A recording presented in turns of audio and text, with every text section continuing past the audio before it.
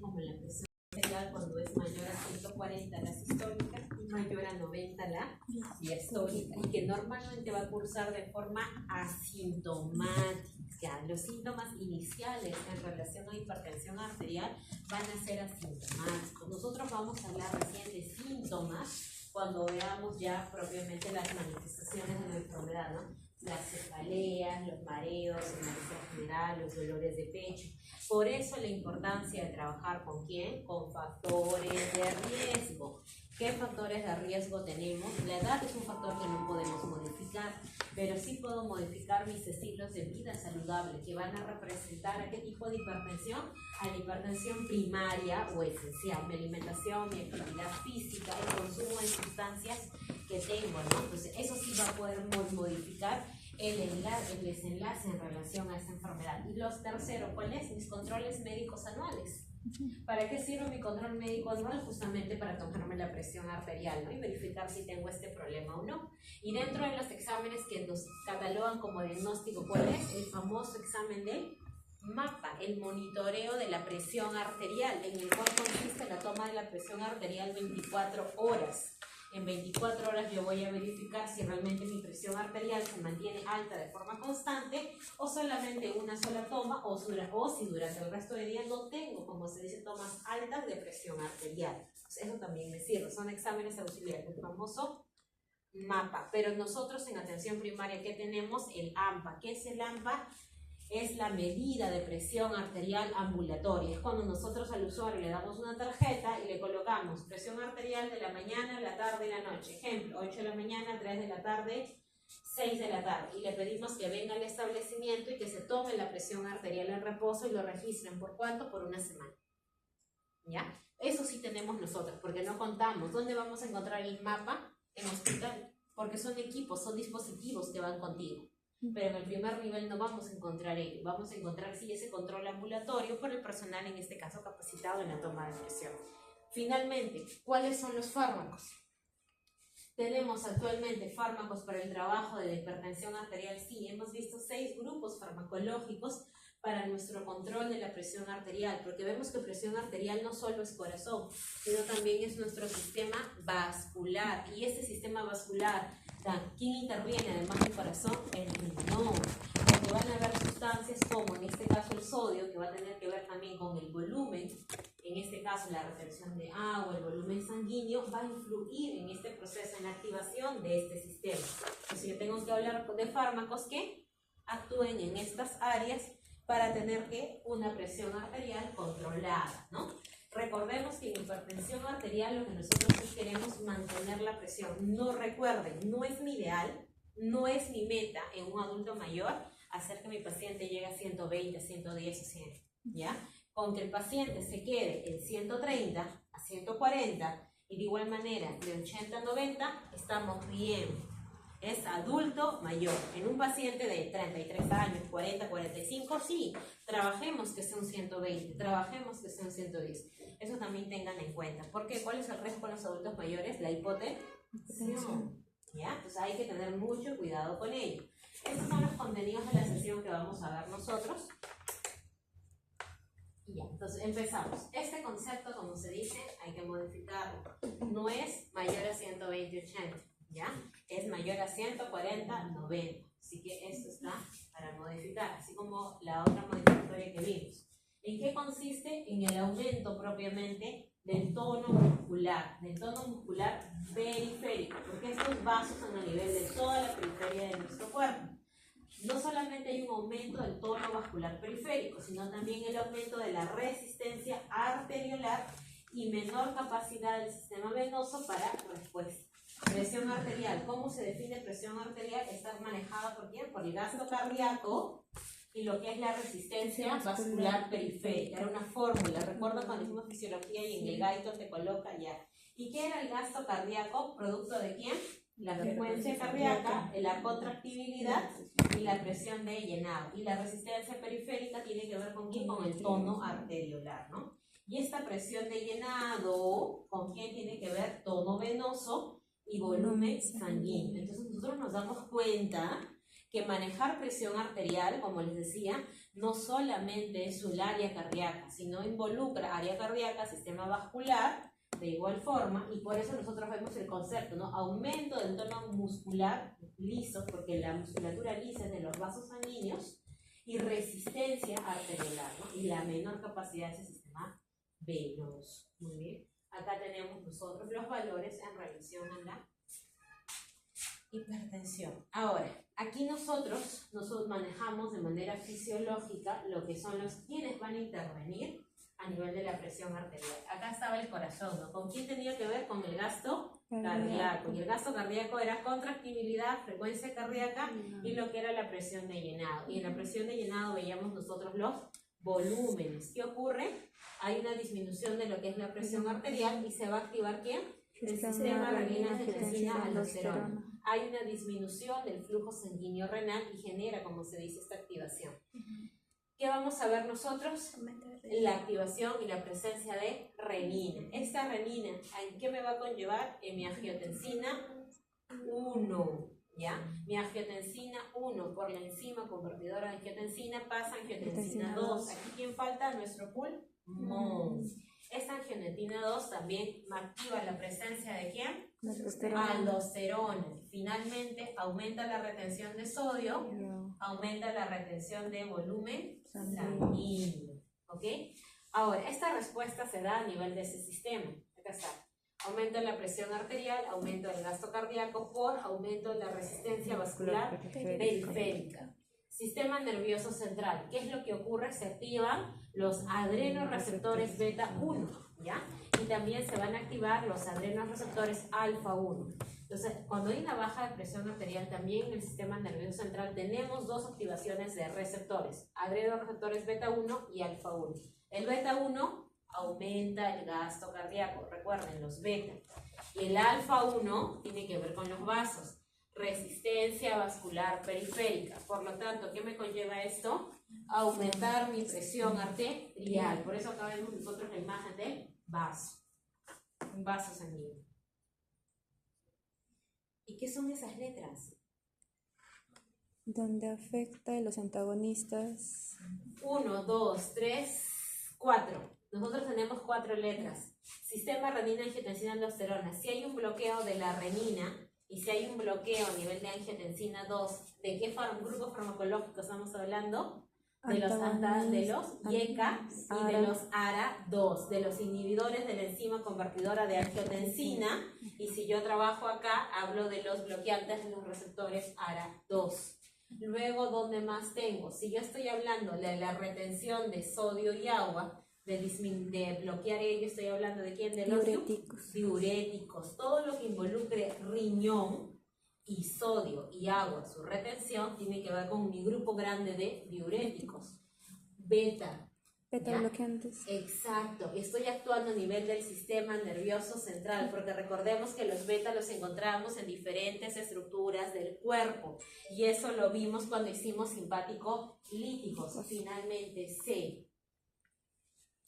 Calcio antagonistas. Vasos, exacto, los calcio antagonistas, muy bien. Entonces, de esa manera tenemos nuestros 4 grupos farmacológicos que tratan de ¿quién? De la hipertensión arterial. Estamos hablando acá de mecanismos de acción. Y si yo quiero ser más específica en relación a qué receptor beta, ¿ya? ¿Qué receptor es beta? Ahí estaría hablando de su target, ¿ya? Porque ya no solamente hablo, sino también menciono, hablo de manera general, sino también menciono el tipo de receptor con la subunidad, ¿ya? Coloco su target respectivo. Acá yo estoy hablando de los calcio antagonistas que van a actuar a nivel de la musculatura lisa de los vasos, impidiendo específicamente esta entrada de calcio. Y acá los tenemos.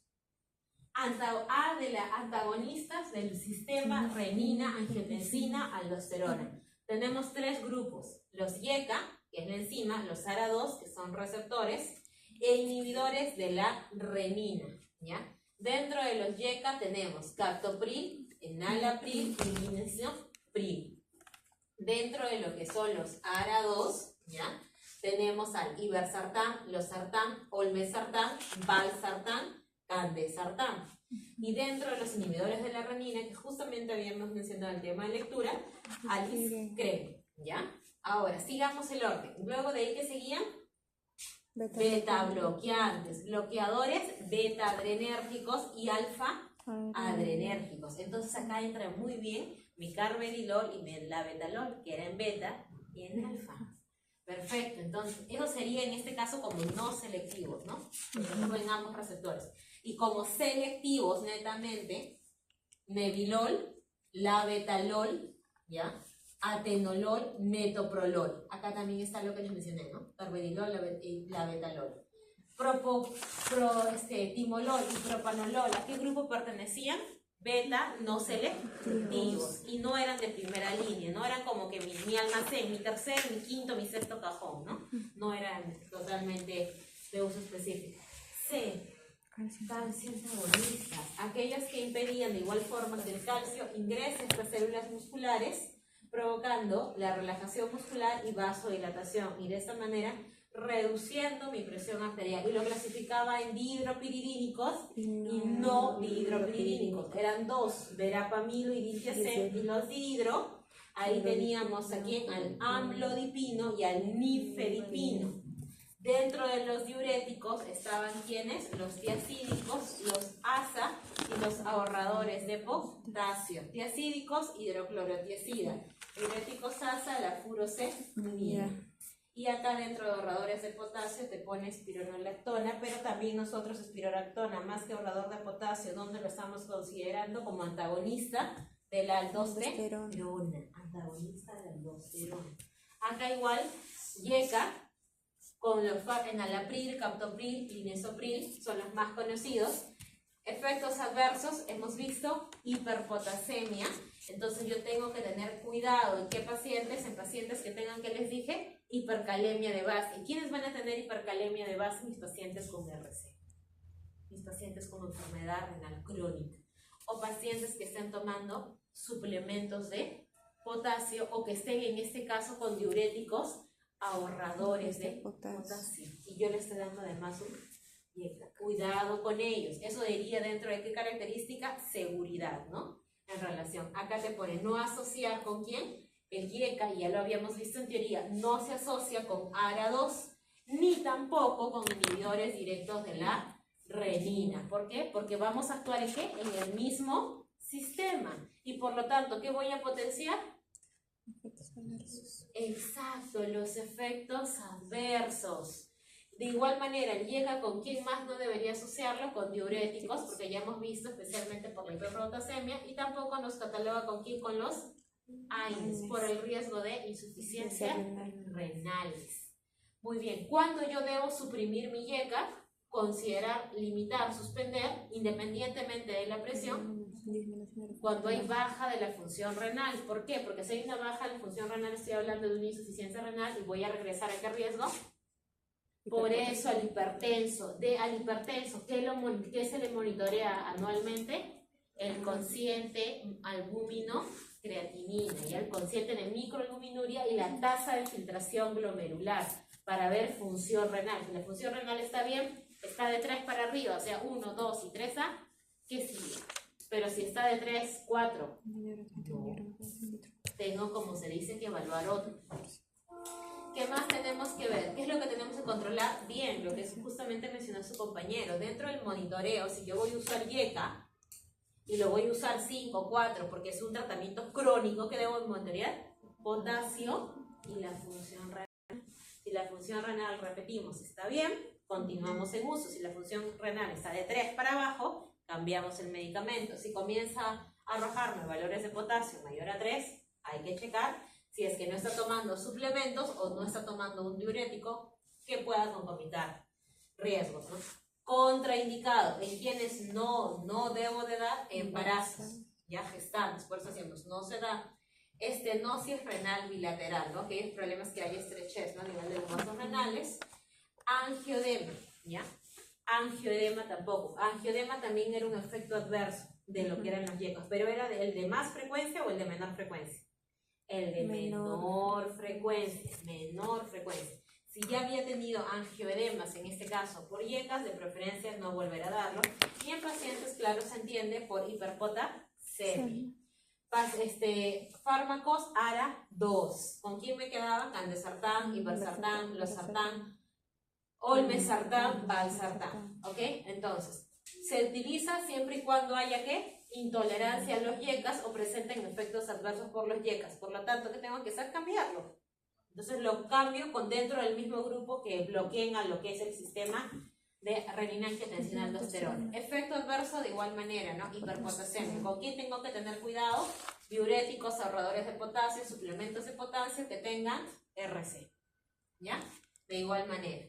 El olmesartán se asocia a enterocolitis grave. Hay que tener en cuenta ello con este tipo de medicamento, ¿ya? Como un tema de efecto adverso.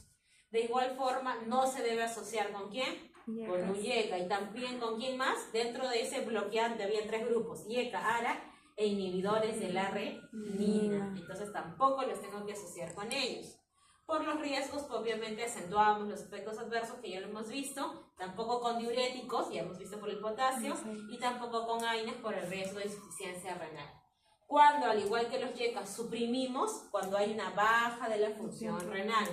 De igual manera, ¿qué debo de monitorear? El potasio y lo que es la función renal. ¿Y qué más nos coloco acá? Y no lo hemos visto, ante una cirugía mayor. ¿Ya? Entonces hay que tener en cuenta los ARA y con los YECA con el tema de las cirugías. Pero esto lo coloco relativo porque esto lo evaluamos con anestesia.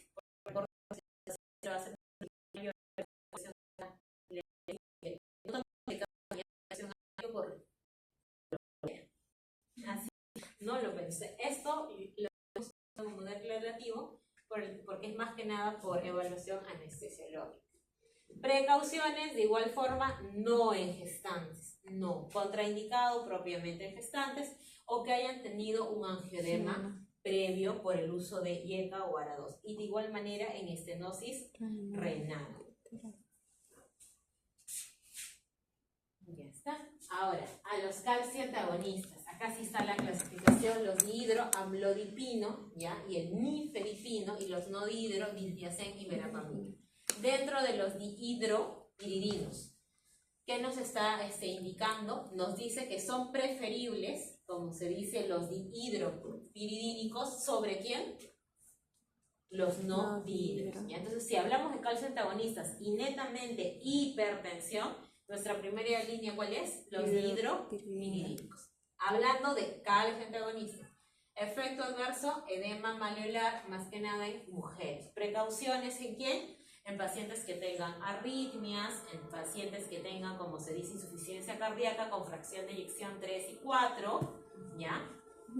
Ahí lo que se requiere o se recomienda es lo que es el amlodipino, edema grave, o sea, aparte de que ya tiene edema en miembros inferiores, hay que valorar si es que le vamos a dar un calcio antagonista, porque podemos acentuar ese edema, ¿ya? Hay que tenernos que valorar. Y no se considera para usar ¿en qué? Cardíaca. El amlodipino no es medicamento de elección, ¿para qué? Para insuficiencia cardíaca. No dihidropiridínicos, donde se utilizan, como les decía, fibrilaciones. ¿De qué tipo? Auriculares de preferencia, principalmente ¿quién? Verapamil, ¿ya? ¿Y qué más te pone? No asociar ¿con quién? Con beta bloqueantes. No asociar con beta bloqueantes por riesgos de bradicardias y bloqueos. Específicamente, ¿quiénes?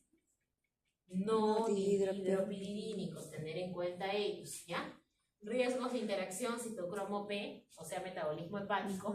Todos los fármacos que se metabolicen en el hígado que tengan con ese citocromo hay que tener en cuenta porque va a haber un tema de competencia. Precauciones. ¿Cuál es el efecto adverso de los no dihidropiridínicos? El estreñimiento. ¿Ya? El estreñimiento. Hay que tener en cuenta ello. Contraindicaciones. ¿En qué pacientes no lo voy a usar? Ya lo hemos mencionado. No se emplea calcioantagonistas en insuficiencias cardíacas. Bloqueos de igual manera auriculoventriculares, disfunciones graves ventriculares y bradicardias. ¿Por qué no? Porque voy a acentuar, como se dice, este problema. Luego vemos a los diuréticos. Acá tenemos a los tiacídicos, hidroclorotiacida y análogos de las tiacidas. ¿Me quedo con quién? Con hidroclorotiacida, ¿ya? Efectos adversos, hiperuricemia, ¿ya? Gota, fotosensibilidad, hiponatremia, baja de sodio disminuye su eficacia si la filtración es menor de 30. Por lo tanto, si yo quiero usar este diurético tiacídico, tienen que ser pacientes que tengan una filtración mayor a 30. ¿Eso qué quiere decir? Que yo tengo que evaluar ¿qué? Función renal. O sea, el monitoreo renal también lo tengo que hacer cuando emplee diuréticos. ¿Qué te pide monitorizar? Sodio, potasio, ácido úrico y niveles de calcio. ¿Qué voy a pedir? Un dosaje de electrolitos. Como yo sé que hay hiponatremia, hipopotasemia, hay que dosar electrolitos. ¿Con quién tengo que tener precauciones? Claro, porque habíamos dicho que el efecto adverso era hiperuricemia gota, ¿ya? ¿Qué era la gota? Era una enfermedad por depósitos, ¿no? En articulaciones. ¿De quién? Ácido úrico, ¿ya? Precauciones. Si el paciente tiene gota, voy a acentuar. Exacto, muy bien. Síndrome metabólico, ¿ya? De igual forma. Porque intolerancias a la glucosa, embarazo, hiperpoctasemia y pacientes que tengan problemas en relación a patrosis. ¿Por qué te pone metabólico y glucosa? Porque así como el beta bloqueante te aumentaba de peso y te generaba hiperglicemia, ¿qué ocurre con el diurético? También. Especialmente la glicemia. Es un hiperglicemiante. Por eso, idealmente, no debería de mezclar un tiacídico, hidroclorotiazida con un beta bloqueante. Si les pusiéramos un caso clínico que el paciente es diabético, es obeso, ¿ya? Entonces yo tendría que hacer esa recomendación de no usarlos concomitantemente porque voy a exponerlo a un doble aumento de glucosa. Me quedaría en todo caso con uno, si es que es tan necesario usarlo, ¿no? No con los dos, porque van a ver ustedes, colegas, recetas con ello. A las personas con diabetes entonces no se le da por primera instancia hidroclorotiazida, supongo. En un paciente diabético lo que tendríamos que valorar es la glucosa. Si la glucosa está controlada podemos manejarla, pero si la glucosa está no controlada no debería. Por eso dentro de los exámenes a tomar siempre hay que tomarles una prueba de glucosa. ¿Ya? Entonces, eso es lo que tenemos que verificar. Ahora, otros diuréticos, porque diuréticos es amplio. ASA, furosemida, torasemida, ahorradores de potasio y antagonistas de la aldosterona. Aquí vamos a colocar como potasio antagonista de aldosterona espironolactona, ¿ya? Dentro de lo que son los ASA, ¿cuál era el detalle con los calcio antagonistas? ¿Dónde no se usaba? Aparte de las bradicardias y los bloqueos, ICC, insuficiencia cardíaca. ¿Pero quién sí se usa en ICC? Furosemida, y les había comentado que era bastante bueno, ¿ya? Es bastante bueno. Entonces, y es además preferible, o sea, es mejor que ¿quién? Que los tiacídicos, especialmente en qué pacientes con insuficiencia renal moderada y grave. Entonces, si yo tengo un paciente con una, en este caso, función renal menor de 30, ¿a quién debería de elegir? ¿Al ASA? En el tiacídico te dice que disminuye su eficacia con filtraciones menores a 30. Por eso acá te pone, no es preferible usar. Ahora, ahorradores de potasio, ¿ya? Nos cataloga poco efectivo en antihipertenso, se puede asociar también a tiacídicos que tengan hipopotasemia, porque los tiacídicos o bien te generan hipo o hiperpotasemia, podemos adicionarlo este ahorrador de potasio, y no usar si la filtración glomerular es menor de 45, de igual manera hablamos de ¿qué? Enfermedad renal, tengo que hacer mi monitoreo de la función renal, o hiperpotasemia, y eso lo habíamos visto, ¿no? Ahorrador de potasio, ¿lo voy a dar con un YECA? No. ¿Lo voy a dar con un ARA2? No. Muy bien. Ahora, la aldosterona, la espironolactona es de elección ¿en dónde? Hipertensión arterial resistente, y eso por eso lo vimos, ¿no? RESTEP 4, el triple plus, ¿ya? Elección en hipertensión arterial resistente. ¿Cuál es el resistente? 4 fármacos. Y justo vimos eso, ¿no? Le estabas dando un YECA, un ARA2, le estabas dando un calcio antagonista, le estabas dando un diurético y la espironolactona no te hace efecto, ¿no? ¿Y dónde más se utiliza? Insuficiencia. ICC. Entonces ya vamos dos, furosemida y espironolactona son esquema de ICC. En pocas palabras, ¿qué tipo de hipertensiones? Complicadas. No. Si yo tengo hipertensión hace un año, ¿me van a dar furosemida y espironolactona? Si yo tengo hipertensión hace un año, ¿me van a dar Sí, furosemida, sí. espirulina? ¿Pero ya tomó medicación antes? Recién, estoy con losartán. Me van a dar así, me cambio mi losartán por furosemida, espironolactona de frente. Tengo un año. No, con seguridad, colega. No, ¿por qué? Porque es CONICE C. Eso quiere decir que normalmente, ¿quién se lo voy a dar? A un hipertenso de larga data. A un hipertenso que ya lleve tiempo, que justamente lo que preguntó justo la colega es importante, ¿no? ¿Y qué medicamento está tomando antes? A ese paciente sí le puedo hacer este cambio, pero un paciente que recién va con esquema 1, tiene un año, 2 años, 3 años, cambiarlo de frente no es lo correcto, ¿ya? Espironolactona, idealmente en hipertensión resistente, se emplea más que nada para insuficiencia cardíaca. El efecto adverso que yo les mencioné, más notorio, por el cual lo dejan, la ginecomastia, ¿ya? Ginecomastia y lo que es impotencia. Muy bien. De igual manera, ¿con quién tengo que tener cuidado en este caso? No tengo que tener cuidado de la espironolactona si mi filtración glomerular es menor de 45 o tengo que hiperpotasemia. ¿Ok? ¿Por qué? Porque si yo tengo hiperpotasemia y también este medicamento me ahorra potasio, ese 4.5 va a ser más y voy a terminar haciendo un problema cardíaco. Por eso te pone que no asociar con suplementos de potasio ni diuréticos ahorradores de potasio. Exacto. Y nuevamente, ¿cuál es el monitoreo? Potasio y función renal. Ya para completar, beta bloqueantes. No selectivos, ustedes ya lo conocen. Bloqueantes alfa y beta, estos dos, vuelvo a repetir, son preguntas de evaluación. Cardioselectivo, atenolol, bisoprolol, esmolol, metoprolol. Hablemos de cardioselectivos. ¿Es lección de qué? Cardiopatía isquémica. Ya lo habíamos visto, pacientes postinfartados. ¿Por qué postinfartados? Porque ese miocardio queda debilitado, ¿ya? Y hay riesgos también de ¿qué? De arritmia. ¿Dónde más? Insuficiencias cardíacas con fracciones de eyección. Para eso nuevamente hablo de ¿quién? De ecocardio. O sea, estamos hablando de un hipertenso de larga data.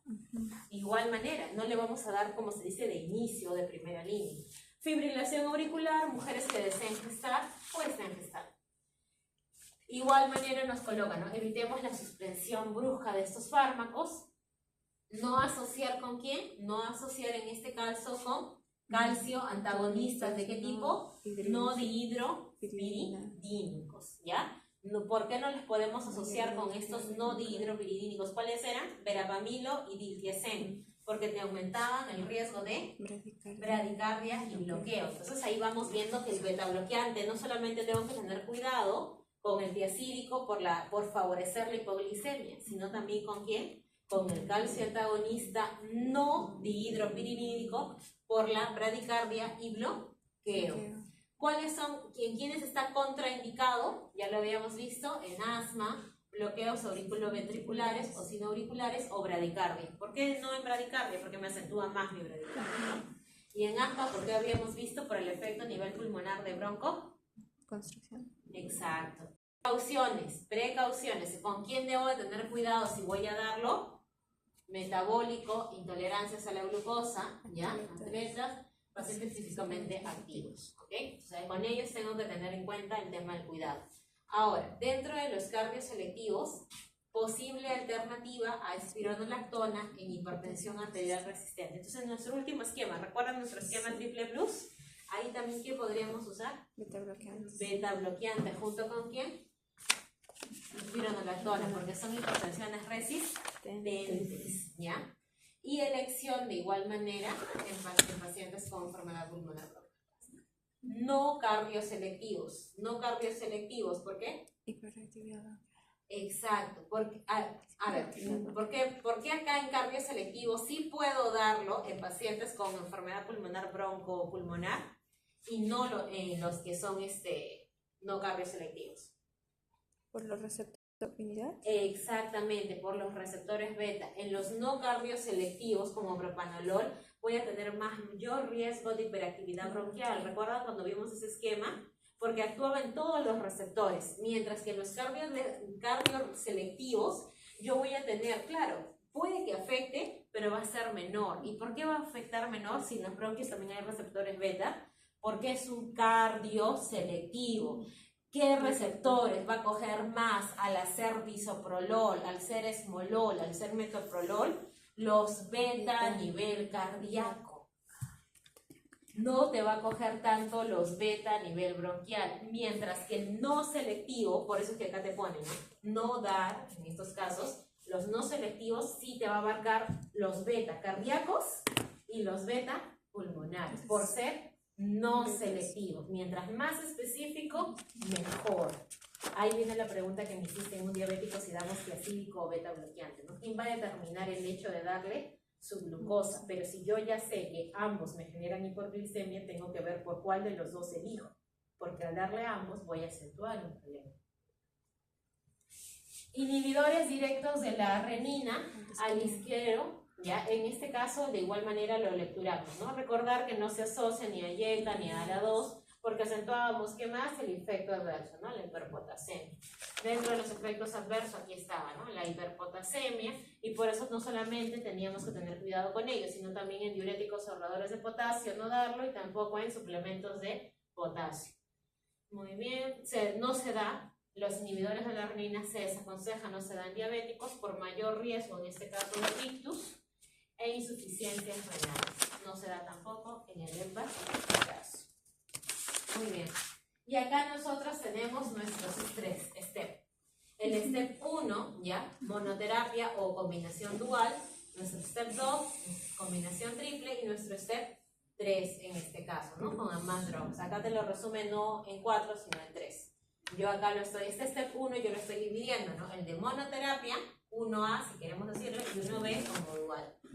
Acá inicios para comenzar una terapia combinada en la mayoría de pacientes. ¿Qué nos dicen la mayoría de pacientes? YECA o ARA2 más un calcio antagonista o un diurético. ¿Pero de qué tipo? Diacídico. Es decir, yo puedo emplear en este caso un enalapril más un amlodipino, ¿ya? Entonces, eso es lo que hay que tener en cuenta. Acá igual, en el step de triple combinación, ¿qué te dice? YECA o ARA2, cualquiera de los dos, más calcio antagonista, losartán, más amlodipino, más diurético diacídico, ¿ya? Y finalmente nuestro step 3, ¿no? En la cual nos comienza a hablar de ¿qué? De la hipertensión resistente, aquella hipertensión que no te llega a la dosis objetivo. Le has dado ya estos 3 y sigue con 140, 150, 160, no llegas al valor tope. Entonces, ¿qué tenemos que acá utilizar? Acá nos pone manejo especializado, pero sabemos que el manejo, ¿cuál sería? El diurético lo modificamos, ya no un diacídico, sino un diurético ASA, y le adicionamos ¿qué? Espironolactona. Y acá de qué nos habla, los beta bloqueantes pueden ser usados como monoterapia o también combinados con un STEP, pero va a tener criterios. ¿Cuáles son? Las arritmias, pacientes podesinfartados, mujeres en edad fértil, ¿ya? Acá te pone lo que les decía, yo desdoblé este STEP, les mencioné, ¿recuerdan? Acá que te pone, podemos iniciar como monoterapia, ¿en qué pacientes? En pacientes que tengan bajo riesgo, lo que es hipertensión, y hagan presiones arteriales menor de 150-95. Si yo tengo un paciente hipertenso nuevo que me hace presiones de 150-95 menores a este valor, yo puedo utilizar un solo fármaco antihipertensivo. Si yo tengo un paciente que habíamos visto en el STEP de la AJA, que antes de hablar de los STEP que evaluábamos, factores de riesgo cardiovascular a 10 años. Y acá que te está indicando lo mismo, ¿no? Si yo le hago su valoración de riesgo y la valoración de riesgo me sale baja, puedo iniciar con monoterapia. Pero si el paciente es fumador, es dislipidémico y encima es adulto mayor, tengo que pensar bien si es que solo voy a iniciar con un fármaco, voy a agregarle más. ¿Ya? Y también va a depender de qué, de la edad del paciente, ¿no? Eso también va a depender mucho, porque tenemos adultos mayores de 78, 80, 85, 90 años, y en ellos muchas veces sus presiones, ya por el mismo también tema de la edad, se pueden autolimitar, y podemos nosotros, como se dice, ver también el tema de usar un fármaco. Pero antes de darle a un adulto mayor un fármaco, ¿qué es lo que tendría que hacer? Su frámida. Siempre háganle ello, para evitar el tema de sorpresas.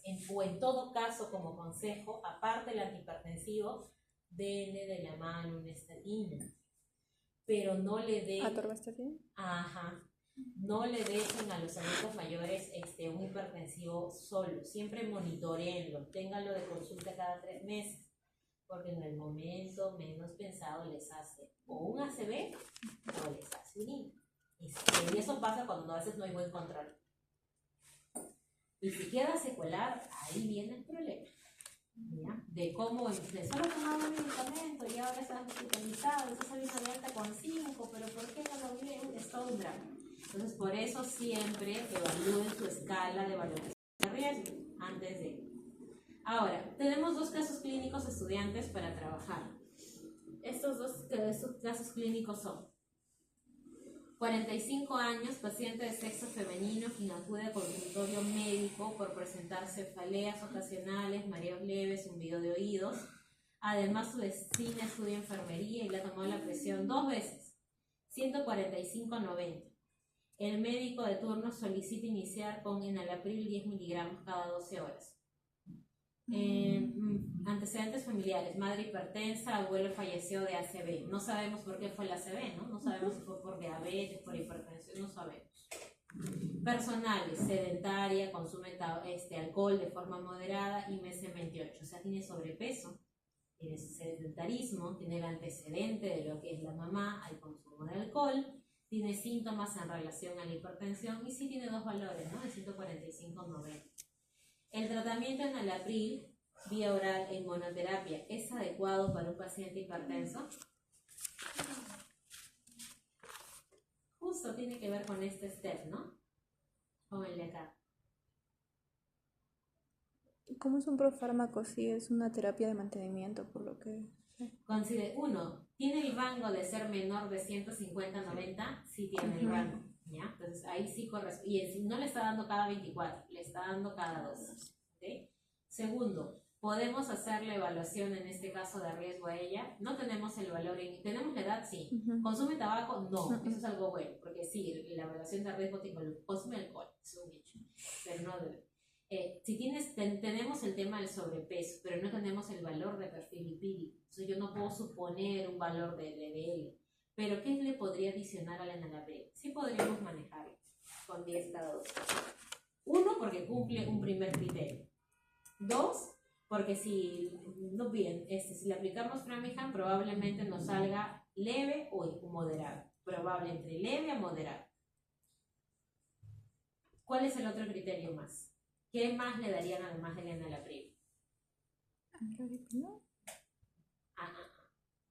Recuerden, todo tratamiento farmacológico, así sea el Step 3 Plus, ¿con qué va de la mano? ¿Estatinas? ¿Con qué va de la mano? Lo que les dije que no deben poner en el examen, pero sí, va de la mano solamente como una línea, más no como un párrafo. Sí les dije, no como un párrafo, pero sí como una línea. Las dietas. Claro, sí, está con sedentarismo y sobrepeso, alimentación, en este caso, la dieta que ellos emplean, creo que es la dieta mediterránea, que es baja la dieta NASH. Ellos emplean la dieta NASH, ¿y qué más le daríamos? Que suspenda, ¿no? Que suspenda el consumo de alcohol, y lo otro, la actividad física. Con ello y con su enalapril, la citamos en un control en un mes, y si nos sale menor a 145/90, quedamos. Y para eso ustedes hay un protocolo, ¿no? Y eso lo vimos en la clase de teoría de la AJA. En la clase teórica del protocolo AJA había un muñequito que estaba haciendo bicicleta. Sí. Ajá, entonces eso tiene que ver con qué medidas, actividad física. Ya, ahí su hipótesis, ya. Caso clínico 2. Paciente de 55 años, en este caso es varón, quien acude a emergencia por presentar cefaleas, mareos, diferente, ¿no? Disnea de esfuerzo, 170, 100, 115 de frecuencia cardíaca, se estabiliza con captopril sublingual, claro, eso es una crisis hipertensiva de 25 a una presión de 140/90, muy bien. Se practica electrocardiograma y ecocardiograma sin alteraciones. O sea, ha iniciado, es un debut de hipertensión arterial y debutó totalmente ¿con quién? Con una crisis hipertensiva. Este es el cuadro clínico típico de una crisis hipertensiva. ¿ya? Familiares, madre también con hipertensión, diabetes, padre falleció de IMA. Él sí tiene, es fumador activo, media cajetilla. Ya con cigarro, su Framingham no le va a salir leve, no soñemos. Moderado a severo, obeso ya, salió severo, obeso y MS32, comidas rápidas 4 días de la semana, ¿no?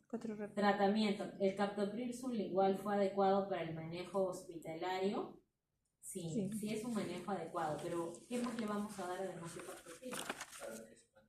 Exacto, porque eso solamente lo he bajado así, mira, tiene 55 años y lo máximo que han podido bajar es 140-90. Enalapril.